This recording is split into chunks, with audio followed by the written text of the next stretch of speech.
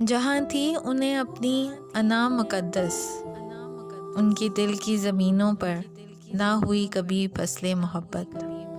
अब के बंजर ज़मीनों पर सुना है वो जब फिरते हैं, कहीं दूर से आवाज़े मातम पे ठिठक के डर से जाते हैं। कभी जो पुराने चरखे की नोगरी सुन ले तो लबासे अना में अपना वजूद कांच के टूटे टुकड़ों में सोग मनाते जो देख ले तो हज़ार तावीलें देते हैं। मजबूरियों की, रिश्तों की, मगर अफसोस के मोहब्बत भी अब शहर मोहब्बत में बैते इश्क कर चुकी है। अब एक ही रास्ता है, तू भी दरगाहे इश्क पे जा।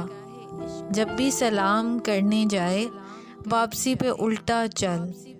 अदाबे दरगाह है, अदाबे दरगाह है, कभी पीठ नहीं करते। बस यही मोहब्बत है, बस यही मोहब्बत का पहला दर्स है। जब तू आहिस्ता उल्टा चले तो अपनी मैं को आहिस्ता आहिस्ता कुचल देना। मंजिल तक पहुँचेगा, इश्क की सीढ़ी चढ़ता जाएगा।